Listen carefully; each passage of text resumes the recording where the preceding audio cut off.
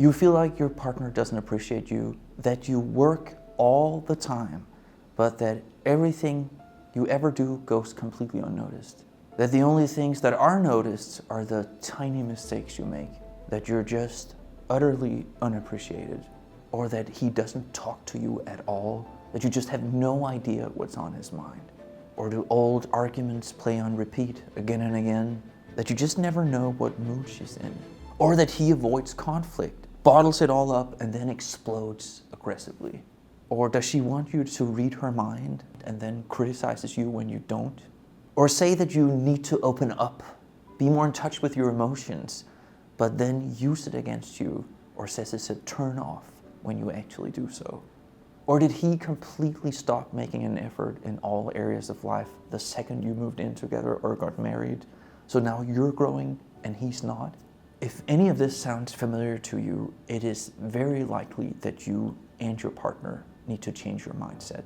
And it comes down to a simple mantra that you should always have in the back of your mind.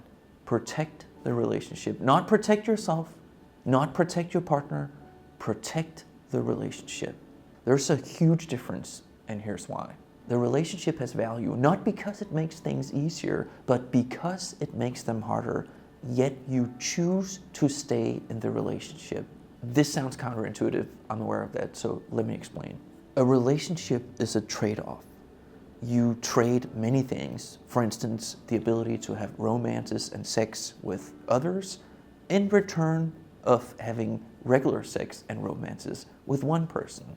You trade off a good part of your freedom for stability. You trade your time, your emotions, your work, your energy, your focus for an alliance. And you're trading off an awful lot of things to secure this alliance. That means the alliance is valuable. If you enjoy these videos, please subscribe now. It is a huge help for me and it's completely free to you. So win-win. Thank you. In fact, this must logically mean that the alliance, the sum of all the components of the relationship, is more valuable than all its single parts. Take all the single parts of a relationship: sex, safety, a nice home, a friend who's always there. You can have all those separately without having a relationship. The value of the sum of the parts is much greater than the value of the parts on their own. That's why you and your ally have one job: protect the alliance, protect the relationship. It's like a company on some level. A company with all its components, infrastructure, sales departments, recruiting, management, production, distribution, factories, machines and vehicles, etc.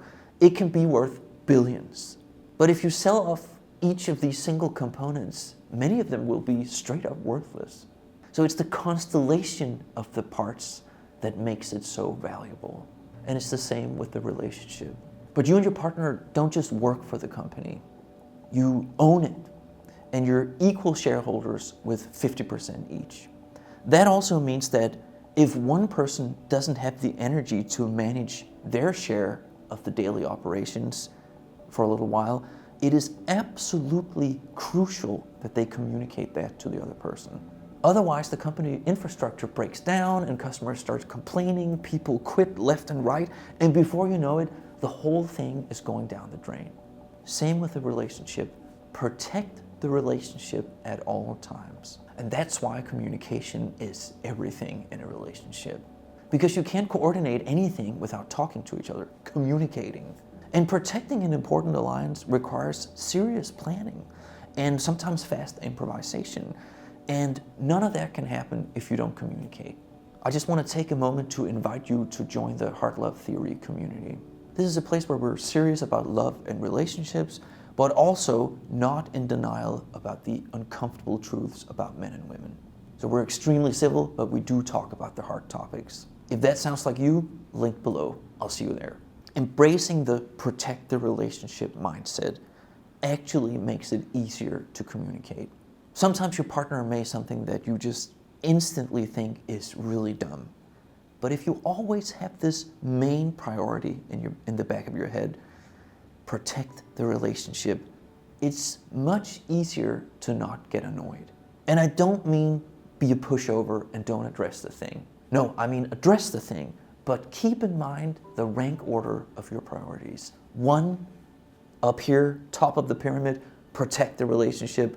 2, right underneath, address the issue. This applies on a much more broad level, really. So instead of thinking, will this decision make me happy? You probably should be thinking, will this decision put the relationship at risk? Or will this decision benefit the relationship? And this does not mean that you can never do anything fun or spontaneous. You just need to make this part of your calculations. So an example from my own life. I love poker nights with my friends. We drink, we smoke, we laugh, sometimes someone cries, and we act completely irresponsible for 5, 6, 7 hours. And the whole crew comes together. Love it. But of course, when you have an infant and everything's a little chaotic and there are logistics to be planned, dinners to be prepped, and formula to be mixed, you might think, oh, she'll never let him go to poker night. That's off the table. But of course she does. Because I've clearly communicated to her a long time ago that this is important to me. I get to socialize with several of my best friends. I get to forget about everything and just be irresponsible for a few hours. And it recharges me and it cleanses my soul. And I just feel so damn energized. So the question isn't, should Asker go to poker night? The question is only, how do we plan things so Asker can go to poker?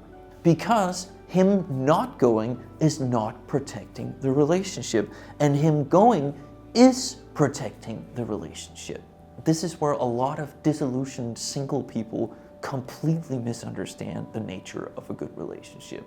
It has nothing to do with being a simp, for instance. You communicate who you are, what you believe, and what you need from the beginning. Even though that might scare some people away, but that's a good thing, right? Because you can't be in a relationship with those people. If you do that, you'll never end up being a simp. And of course, you could replace my poker night with anything in your life that makes sense to you, that gives your life meaning. And definitely this applies to both sexes as well. Most people seem to have an intuitive feeling that once you have kids, you're a family, and then the family is a unit, and family comes first and all that. But I actually think we all need to establish this mindset as early as possible. I can't say that this mindset will save any relationship. If you're in an abusive relationship, if you're dating a toxic person, or if you've just fallen out of love, maybe you should consider ending it. None of that is a good basis for having a strong alliance. I really hope you found sense in what I said here, and I would also be curious to hear if anyone watching this is already thinking about their relationship as an alliance. So please let me know, drop a comment, and make us all a little bit smarter. Thanks for listening. Until next time, cheers.